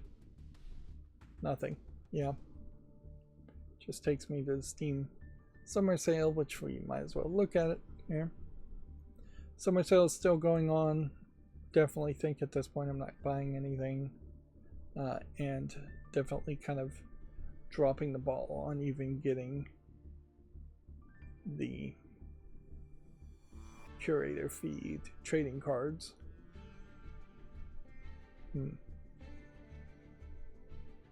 Yep. It really has taken a step away from the idea of like new sales every day, which is what you really would probably want on the summer sale in particular. Is just, hey, come back tomorrow. We may have games that weren't on sale before now on sale. But it is also kind of nice to know that you don't have to come back every single day and you aren't going to get screwed by buying a game that happens to be on sale or happens to not be on sale at all. Pretty much everything on Steam is always on sale by some amount. Here we can see Banana has finally started to fall down low enough to be on the chart, whereas Naraka Blade Point, in contrast, is shot above the maximum. Apex Legends is down, and here we have the first Descendant starting at a very high number. Dueled is going down, but it had shot back up. Stardew Valley staying about the same. Destiny 2 falling downward, trending downward. Baldur's Gate 3 trending downward. So, first Descendant with a strong start. It'll be interesting to see if it stays that way. New Xbox Game Pass titles for console, PC, and cloud have been revealed. I think we probably covered all these games before, but here is the list, just in case. Here's some more listed. July's PlayStation Plus Essential games are also now live. Here's the list of those. I do question how many people really engage with these monthly in and out free games. Like, it's an interesting concept, but if you're in school, you're probably not free every month to play 2, 3, or 4 new games if you're going to try and play them all. You may not be free to play even one new game if you're in school, or if you're working a job. There very possibly are going to be points throughout the year where certain months are busier than others. So yeah, unless you just are playing games 24/7 and don't really care about what games you're playing at that schedule, I'm not sure that these offers attract any one person. They probably are, they clearly are designed to attract a few people here and a few people there and just be a value add overall. Let's see. This is just an interstitial, isn't it? Yep.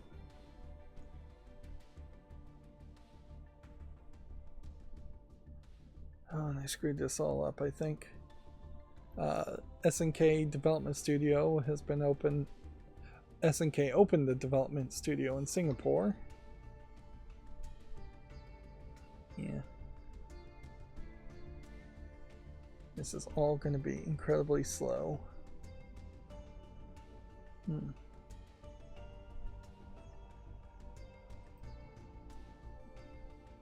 see. Right, well, Incursion 2D looks kind of good enough to give it a chance. What is this page that's supposed to be loading here? It's taking forever.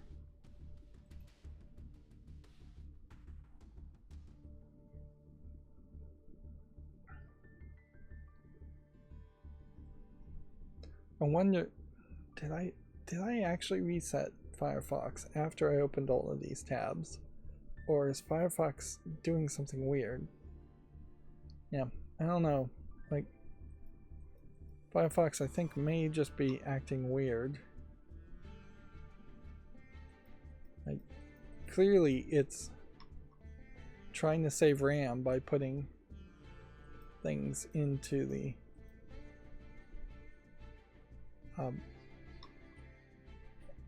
into taking things out of RAM, which is not what I want in any way. I want all these loaded up in RAM. I have plenty of RAM just for that one reason.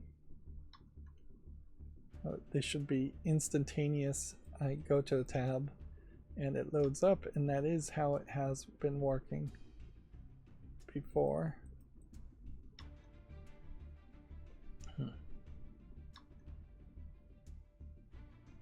Survivor World. Interesting. So this looks like this is an unofficial Survivor video game, which in fairness, it is kind of crazy that there isn't a Survivor game that exists. I did watch someone play Taskmaster VR, and it looks like it's a very rough game, and it's a shame. It is very typical for licensed games to be bad, and it may very well be the case that Taskmaster is just licensing out their name as much as possible as they are a hot TV show. Eventually, I imagine they will just fall into something like Whose Line Is It Anyways, and that it will just be around forever, but the budget may get lower and lower with every new season. But yeah, it does make an interesting question about perhaps if you are trying to make something work in a different format. Hot blood here. This is a weird one, in that it's this kind of soft, low polygon 3D CGI game. I'm gonna put this on the follow list, but I'm not gonna make a YouTube short on it out of an abundance of caution. But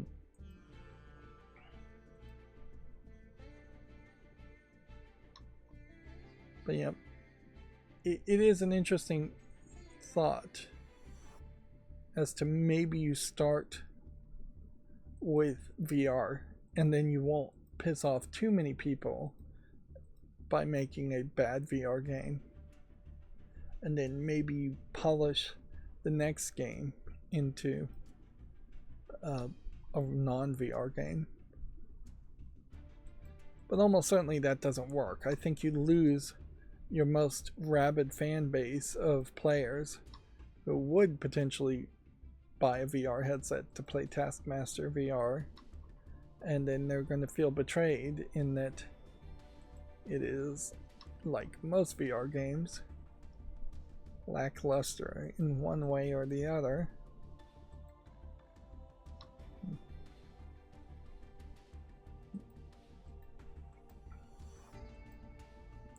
Perhaps being a little too generous on the games today.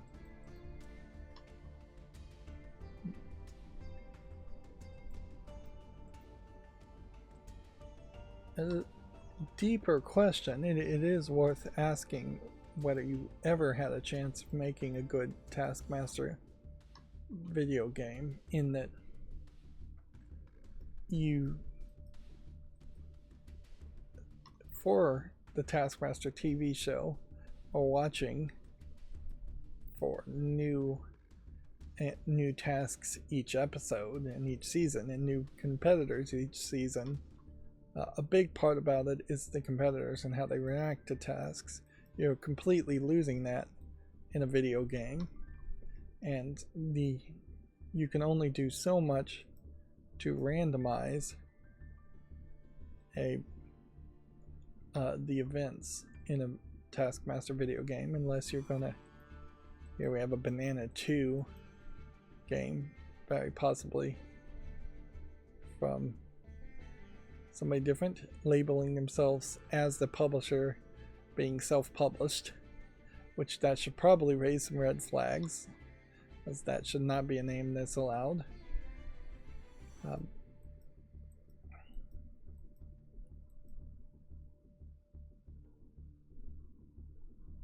But yeah,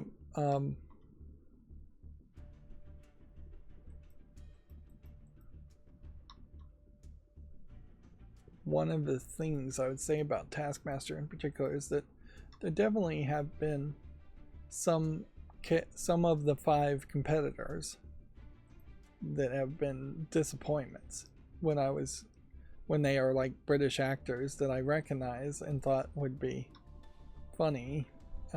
They just don't understand how to be funny in that format, and it is going to be a case where they are going to run out of people. The most recent UK Taskmaster season is going to have, I think her name is Rose Matafeo, but that may not be her name. So forget the name. It's going to have a lady who is very prominent on British talk shows and panel shows, but she is disabled and does not speak well at all. There's just no way to say it any nicer than that. And frankly, she just shouldn't be on in front of the camera. Because she takes too long to talk, and she may say funny things which would make her a good writer, which is really what she probably should be, but her disability really just does not make it reasonable for her to be in front of the camera. BBC in particular has rules about being overly inclusive and having disabled people in front of the camera, and it's usually fine because they can find somebody who's just like lost a leg or in a wheelchair, people who can speak well, but the actual things you need as far as skills is you have to be able to think and speak well on TV, and this one comedian actress lady just can't do the speaking. I think she can do the thinking fine, but it is overly accommodating to make all society put up with that in what would otherwise be idealized form of entertainment. And yeah, that probably comes off as mean, but when you actually listen to her, you will see that. And so I am fairly concerned about how good the next season is going to be. Usually each season has only 2 or 3 people I even recognize, and when 1 or 2 of those people are just not as entertaining as you would have liked it, you run out of anybody to root for. The most recent Taskmaster season had a guy that I had hoped would have been much better at doing the tasks than he was. So he's a likable character that you could root for, but then there's just but then he just did terribly. So yeah, I don't even remember who won the last season. Now the good news is that on Taskmaster there's so many seasons that they could just stop making the show and there would be enough reruns to keep people re-watching reruns for a while. And it might not be a bad idea if they took a few years off and then refreshed the show. We have some GameDeveloper.com articles here, but we've kind of talked about all of these. As far as Nintendo doesn't expect production issues, of course you wouldn't expect issues, you should just plan for them anyways. Daybreak acquiring a struggling Palia developer, Singularity 6. Tales of Kinzera Zhao developer, Surgeon Studios, cutting jobs. Even though I don't think that game is even out yet. Just over a dozen employees have been laid off, is the update there. Daybreak Games acquiring Singularity 6. This is now Video Games Chronicles articles. PlayStation Stars loyalty scheme returning after a month of unavailability. Oh, I suppose it is also worth mentioning that it seemed like the Xbox Xbox Live servers were down yesterday. Seems like nobody really bothered to mention that, though. Nintendo Treehouse has shown off 30 minutes of the World Championship NES edition.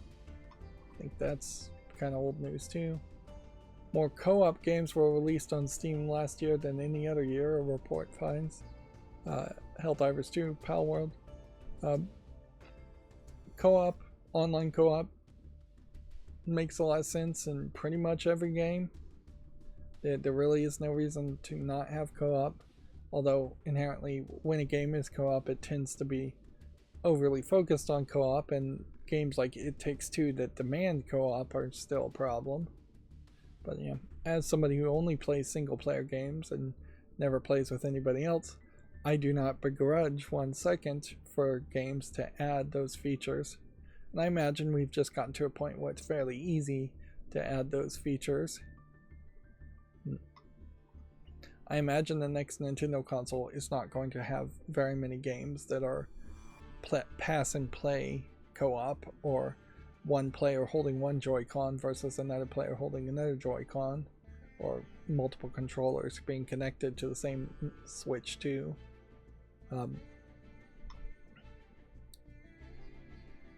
Yeah. And then we kind of just abruptly ended there. And I don't know if we just missed all the Gamatsu articles or what in that case. Let me go ahead and just start this playing, and let me just double check and see if there's any new news and if we missed any Gamatsu articles. It may be that the macro just broke, or it may be a case that there really just have not been any Gamatsu articles, or I just have forgotten that we did go over them, which is also a possibility.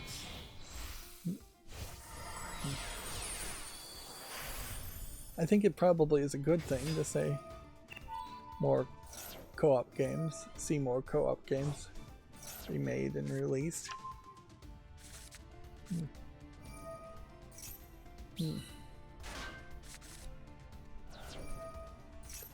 may be a case very much that Gamatsu's being run by one person has just taken the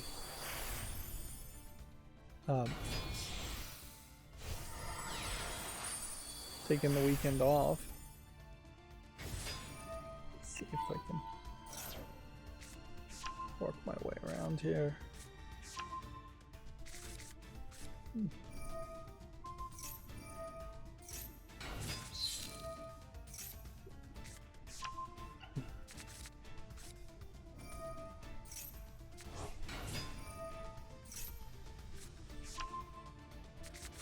This is going to be a great example of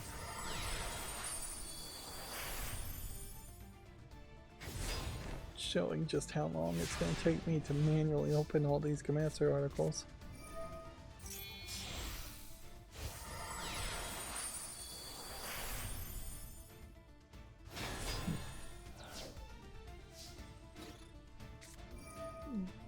Doesn't really feel like there's too many articles here we missed, but definitely are missing some.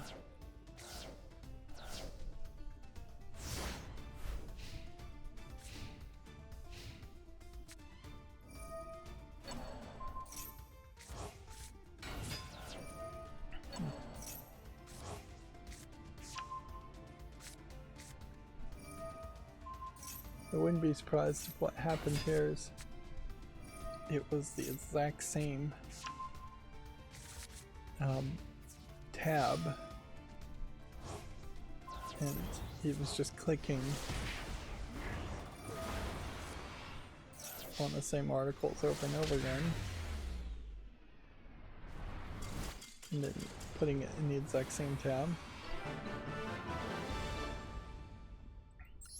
That was almost perfect timing there. Use that as a good way to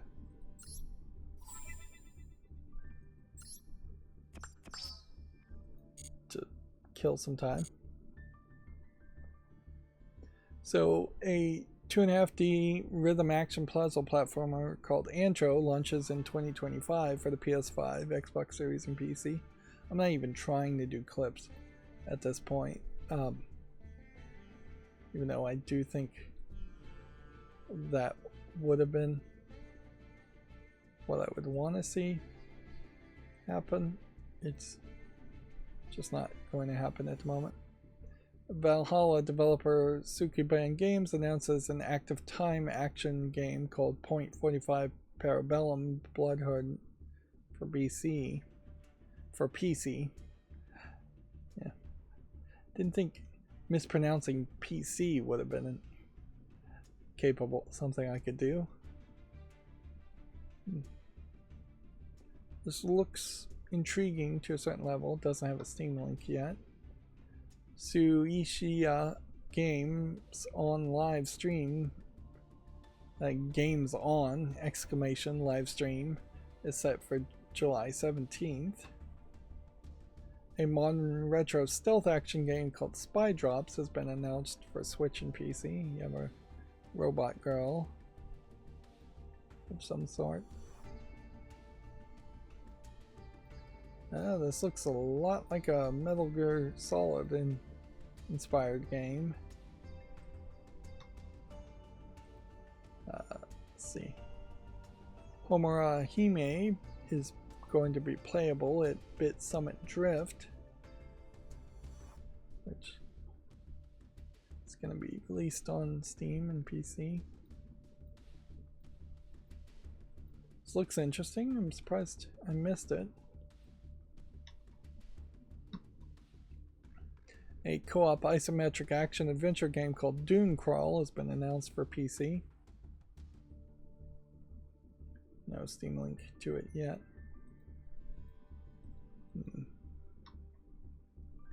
MiHoYo trademarks an Asta Weave Haven, and Bandai Namco has trademarked Case.Mirage in Japan. So, new game names potentially. Yi's Memoir the Oath of Felgahana is coming to the West in early 2025.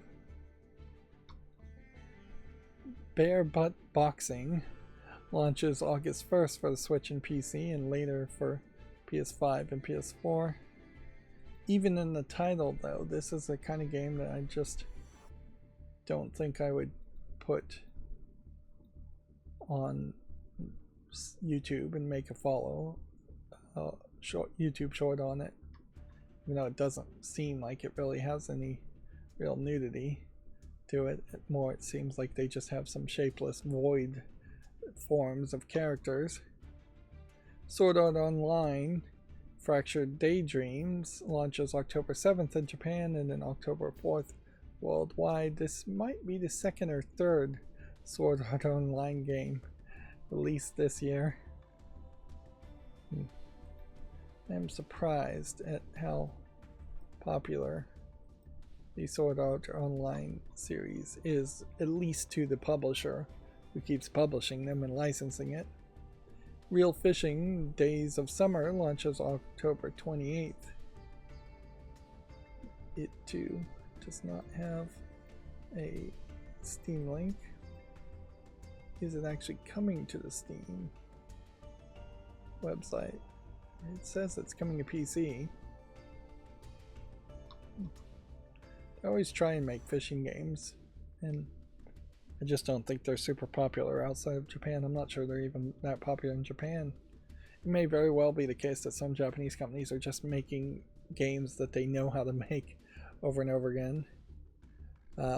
Goblin Slayer, Another Adventurer, Nightmare Feast is coming to the West on October 25th, which I wouldn't blame you for potentially confusing Sword Art Online and Goblin Slayer if you just saw a screenshot or two.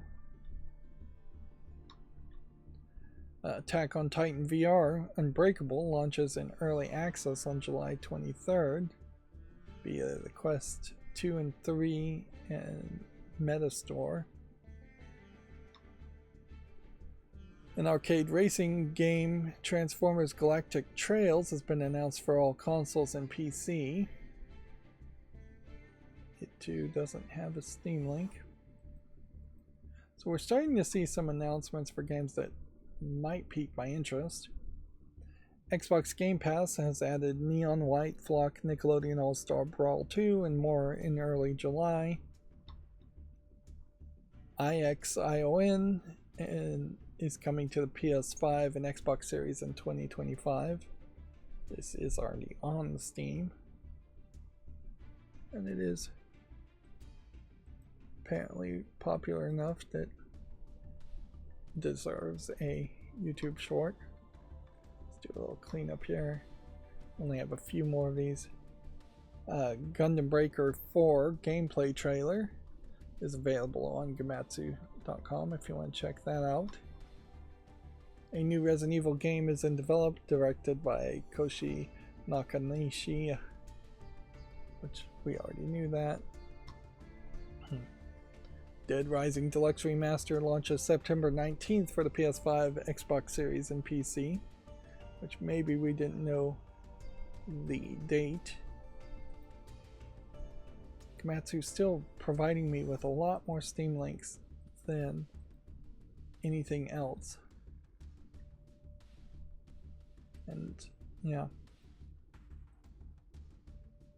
Another question certainly to ask on this remaster is it really going to even have more zombies in a certain area? Or is it going to be a maximum number of zombies that would be equivalent to the maximum number of zombies of the previous version of the game? It might very well be the exact same number of zombies.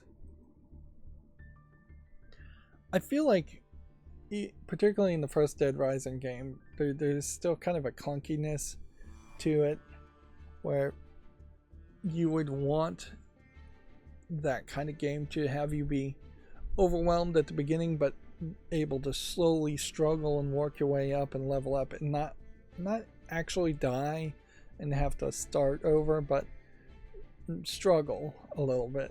And then by the time you're at the end of the game, you'd want to be so overpowered that a room full of 100 zombies is easy to take out with any kind of weapon, which I just don't know if at the end of the game that was really the case. And perhaps there was too much of a focus on the bosses, and it really is more of a boss rush game in my hazy memory of it. Anyways, Kunitsu Gami Path of the Goddess demo is now available, and Okami collaboration has been announced. This is yet another game I do not believe we've seen anything about. It's a demo, so apparently you cannot wishlist or follow demos. And should I make YouTube shorts around demos? No, I don't want to cross that line. Darkest Dungeon 2 is adding an Xbox One and Series versions, due out alongside the PlayStation and Switch versions on July 15th.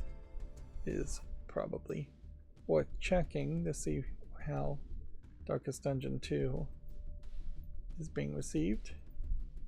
Mostly positive. So for the people who knew what they were getting into, they're liking it. And for me, who did not like the first game, I'm liking the fact that I don't really feel need to play the second game. And then Tokyo Clan Pool is coming to the West in 2024 for the Switch and PC. This is kind of a unique looking dungeon crawler in that they seem to be selling on a little bit more lewdness than usual, with a lot of skin and belly showing up for at least one of the characters, or two of the characters. It has been a while since we've had like a more cheesecake type game.